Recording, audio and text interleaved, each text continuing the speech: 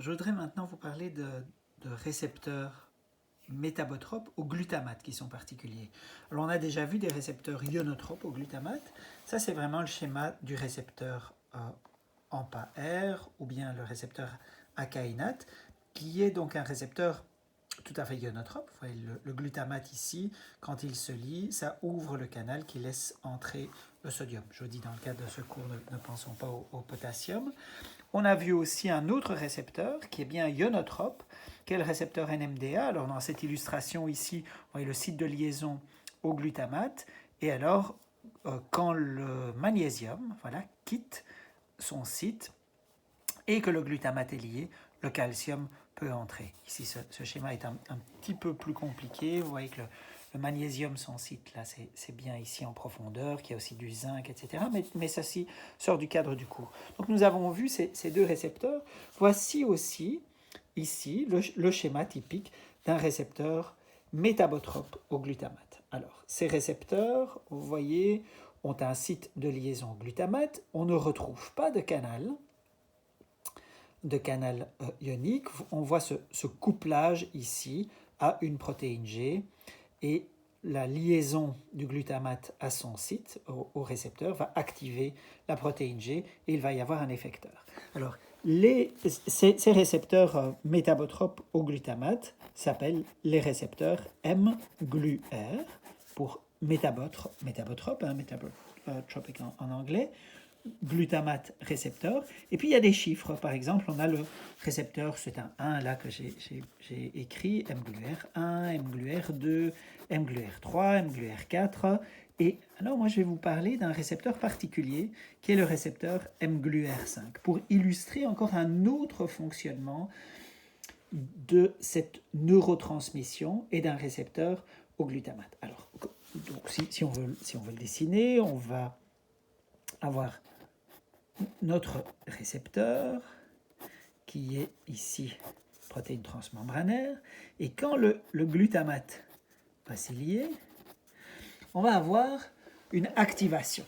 Cette activation donc, va enclencher une réaction, et cette réaction ici va favoriser la production d'une protéine, la synthèse d'une protéine. Au niveau de l'ARN. Donc ça c'est un ARN messager, vous avez vu ça dans un autre cours, ça c'est un ribosome. Ceci n'est pas tellement important, ce qui est surtout important, c'est que l'effet va être de favoriser une protéine qui va alors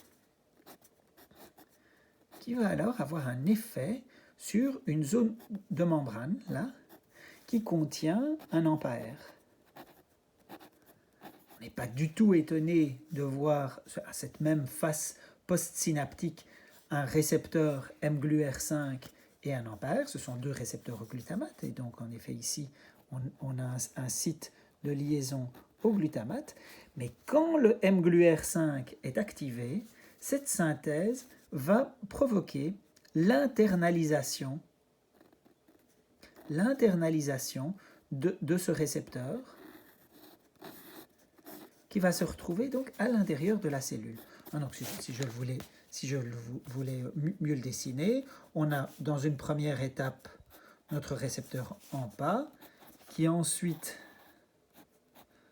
se retrouve comme ça, qui ensuite se retrouve comme ça, et puis on va avoir vraiment une vésicule qui est formée et le récepteur AMPA qui est tout à fait internalisé. Vous voyez, il fait partie là de la membrane, et là on a le liquide extracellulaire. Ici encore le liquide extracellulaire.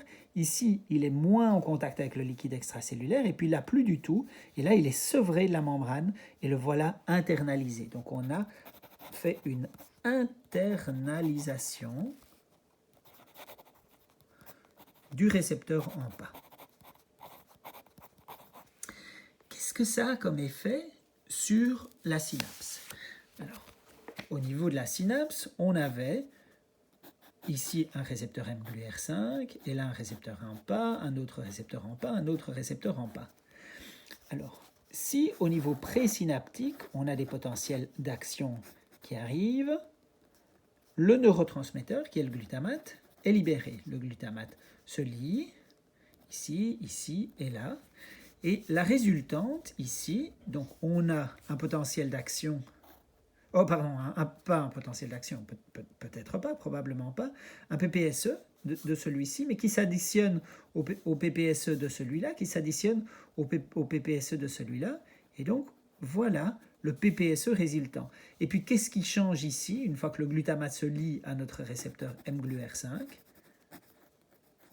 Eh bien rien au niveau ionique. Hein, ce n'est pas, il n'y a pas d'ouverture de canal. Mais si cette action se répète, maintenant qu'il est activé, ce qu'il va faire, c'est qu'il supprime la disponibilité de l'ampère. Donc si on a de nouveau l'activation du neurone présynaptique, on aura de nouveau une activation postsynaptique, mais le PPSE résultant sera moins grand. Hein, imaginez qu'on continue et qu'on puisse aussi éliminer d'autres récepteurs ampères. On pourrait même arriver à un PPSE qui est tout petit. Alors, ce n'est pas une modification de la réponse synaptique qui arrive tout de suite. Vous voyez qu'elle arrive après un certain temps. Vous voyez que la réponse postsynaptique est moins importante. L'amplitude du PPSE, du potentiel postsynaptique excitateur, est moins élevée. Cette amplitude est moins élevée.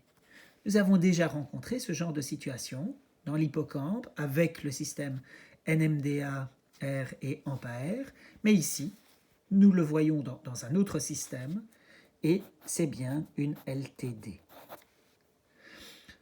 Alors pour vous donner une illustration qui se retrouve dans la pathologie, je dois vous dire une étape de plus. Et cette étape de plus, c'est que ce mécanisme-là, il est empêché, je mets un moins, par la production d'une protéine que nous avons, qui est qui s'appelle FMRP. Eh bien, cette protéine FMRP, nous la synthétisons tous, sauf ceux qui ont une maladie génétique qui s'appelle le syndrome du X fragile.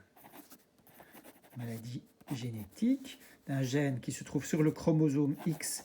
Et le nom du syndrome, c'est le syndrome du X fragile. Et une présentation de ce syndrome, une des caractéristiques,